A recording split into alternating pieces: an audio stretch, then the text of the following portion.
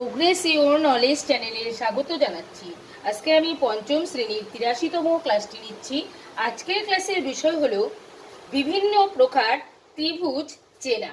তো এই ছবিতে যে চিত্রগুলো আছে ত্রিভুজের, সেগুলোর মাধ্যমে আজকের ক্লাসে আমরা শিখব ত্রিভুজগুলো কত প্রকার হয় এবং সেগুলো কি কি হয়। এই চিত্রের মাধ্যমে আমরা সেগুলোর সমাধান করব। এই প্রত্যেকটি ত্রিভুজের কি পরিচয় সেগুলো আমরা জানব। তো প্রথম ত্রিভুজে চলে যাচ্ছি। এখানে যে ত্রিভুজের ছবিটা আছে সেখানে আমরা কি দেখতে পাচ্ছি যে প্রত্যেকটি বাহুই হচ্ছে 5 সেমি করে। তাহলে এটার মাধ্যমে আমরা কি বুঝতে পাচ্ছি যে এই ত্রিভুজটার সবগুলো বাহুর দৈর্ঘ্যই হচ্ছে সমান। তাহলে এই ত্রিভুজটাকে আমরা কি করে চিনব, এর নাম আমরা কিভাবে দেব?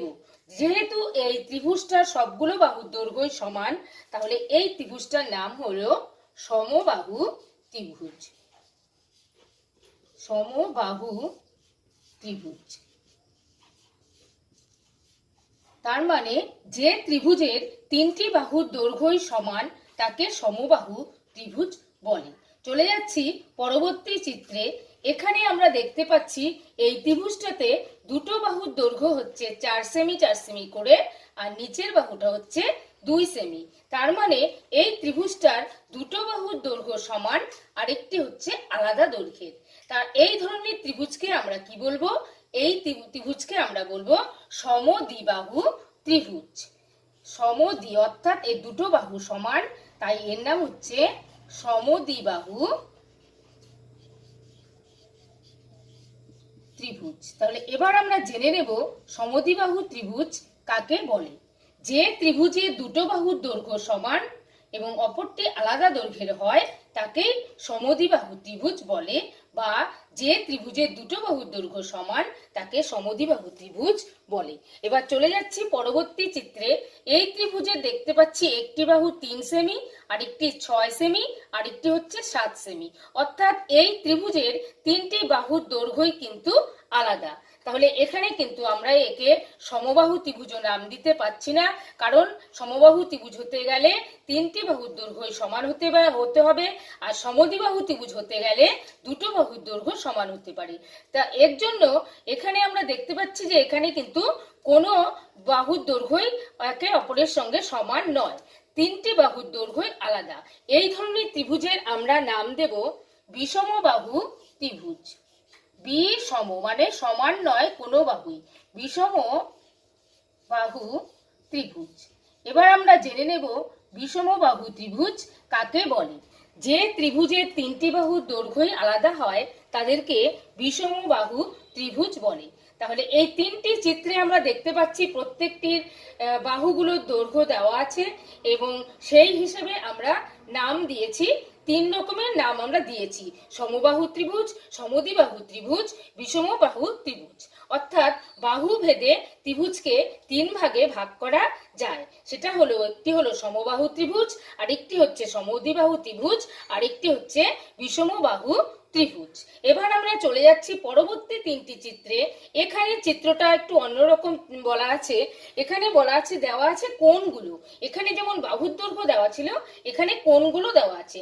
সেই কোণ দেখে আমরা এই ত্রিভুজগুলোর নাম লিখতে শিখবো এবং শিশুদেরকে সেগুলো চিনতে শেখাবো। তাহলে প্রথম ত্রিভুজের মধ্যে চলে এসেছি। এবার দেখি আমরা এখানে কি আছে। কোণগুলোর মাপ আছে। তাই এটা হচ্ছে 80 ডিগ্রি, এটা 60 ডিগ্রি, এটা হচ্ছে 40 ডিগ্রি। তাহলে আমরা সবগুলো কোণকেই দেখতে পাচ্ছি 90 ডিগ্রি থেকে ছোট। তাহলে এই ধরনের ত্রিভুজের আমরা নাম দেব সূক্ষ্মকোণী ত্রিভুজ।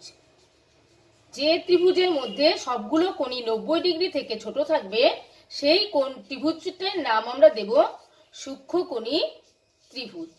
এবার শুনে নেব সূক্ষ্মকোণী ত্রিভুজ কাকে বলে। যে ত্রিভুজের তিনটি কোণই 90 ডিগ্রি থেকে ছোট হয় তাদেরকে সূক্ষ্মকোণী ত্রিভুজ বলা হয়। এবার চলে যাচ্ছি পরবর্তী ত্রিভুজে। এখানে যে ত্রিভুজটা আছে সেখানে একটি কোণ আমরা দেখতে পাচ্ছি 90 ডিগ্রি, অর্থাৎ সমকোণ। এই ধরনের ত্রিভুজের আমরা নাম দেব সমকোণী ত্রিভুজ। যেহেতু একটি কোণ সমকোণ তাই এর নাম দেব সমকোণী ত্রিভুজ। তাহলে সমকোণী ত্রিভুজ কাকে বলে? যে ত্রিভুজের একটি কোণ সমকোণ বা 90 ডিগ্রি তাকে সমকোণী ত্রিভুজ বলে। চলে যাচ্ছি পরবর্তী চিত্রে। এই চিত্রে আমরা দেখতে পাচ্ছি একটি কোণের মান দেওয়া আছে 120 ডিগ্রি। অপর দুটো কোণের মান কিন্তু খুবই ছোট কোণ হবে, মান দেওয়া না থাকলেও কিন্তু আমরা বুঝতে পারছি কোণগুলো খুব ছোট এবং এই কোণটা হচ্ছে 120 ডিগ্রি। অর্থাৎ বোঝা যাচ্ছে এই কোণটা কিন্তু 90 ডিগ্রি থেকে একটি বড় কোণ। অর্থাৎ এই ত্রিভুজটির মধ্যে 90 ডিগ্রি থেকে বড় কিন্তু একটি কোণ রয়েছে। তাহলে এই ধরনের কোণকে বলা হয় স্থূল কোণ। স্থূলকোণী ত্রিভুজ, এই ত্রিভুজকে আমরা বলবো স্থূলকোণী ত্রিভুজ। তাহলে স্থূলকোণী ত্রিভুজ কাকে বলে? যে ত্রিভুজের একটি কোণ স্থূল কোণ তাকেই বলা হয় স্থূলকোণী ত্রিভুজ। তাহলে এই কোণের উপর আমরা ভিত্তি করেও দেখতে পেলাম 3 রকমের ত্রিভুজ কিন্তু পেয়েছি। একটি সূক্ষ্মকোণী ত্রিভুজ, সমকোণী ত্রিভুজ, স্থূলকোণী ত্রিভুজ। তাহলে কোণ ভেদে ত্রিভুজকে আমরা 3 ভাগে ভাগ করতে পারি: সূক্ষ্মকোণী ত্রিভুজ, সমকোণী ত্রিভুজ এবং স্থূলকোণী ত্রিভুজ।